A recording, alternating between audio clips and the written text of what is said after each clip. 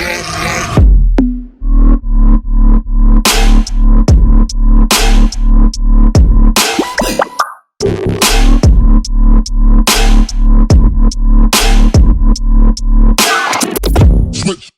was, when you were helping 10 to 20 families, what do you think were the changes that you made or differences that you made to start helping 30, 40 families a month?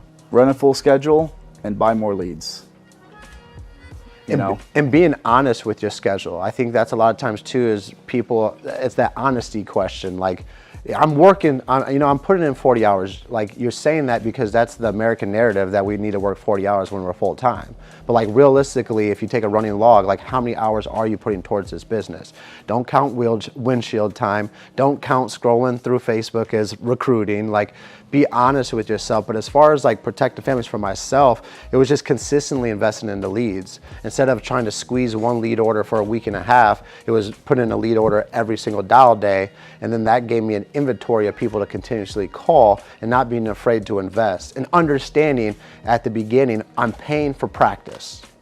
Like, you don't have to pay for this training, you don't have to pay for the CRM, but the leads are your way of you paying for the practice. If you start looking at it that way, you don't need to be insanely profitable at the beginning. You just need to get really good at what you're doing with the practice. But so many people are like, I want to 5X, I want to 10X my investment. That will come once the skill set is developed. But in the first couple months, it's you literally paying for the practice to get that ROI that you're looking for. Like me, I literally would place an order of 30 Facebook leads, probably book 10 to 14 appointments, and I'd help 3 to 4.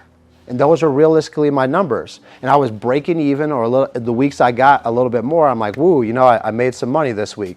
But if I broke even, I wasn't mad. I knew I was paying to get better. And a lot of people, when they're new, they're expecting, once again, they relate to the highlight reels that this guy makes this much money. It's like, no, you're paying for the practice now to get that investment, the ROI on it, bigger. So it's just really being consistent with work, being honest with myself, and then consistently buying leads, and then expanding my lead portfolio, I would say. All I was running was Facebook final expense at first, and I put this mental barrier in my head, that mortgage protection, where these people who were so smart, they had jobs, they're sophisticated, but in all reality, they were just normal people just that had a full-time job, and that were able to have a credit score well enough for them to get a house. Like, there was nothing different from the final expense realm to the mortgage protection realm, but I was putting it in my mind that it was a daunting thing, but in reality, it's just people, and you're dealing with the working class. So I just started to expand my lead portfolio as far as mortgage protection, final expense, and then we started getting these internet leads, and they were amazing. I don't think you guys understand. Like, when I got in this business, 20 families a month was a big deal, like a big deal.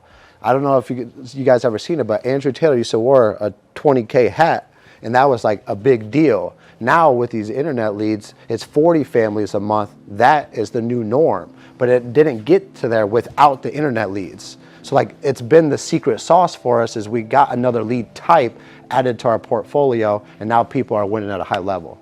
And then expand your vision, I would say. Like, when I first started, I was working like my county that I lived in. And then the thought of like going to a different county was like mind blowing. Like, I couldn't even, I was like, oh, an hour? Like, you want me to drive an hour away? Like, I'm gonna buy leads in a different county? No way. And now it's like, I don't even run within like 3 hours of where I live. Like, every single day, every run day, 3 hours there, 3 hours back, or out of state and back. So redefine what's hard. So for me, it's like 3 hours, 5 hours, cool. That's like one day I can do that, there and back. So challenge yourself and get uncomfortable.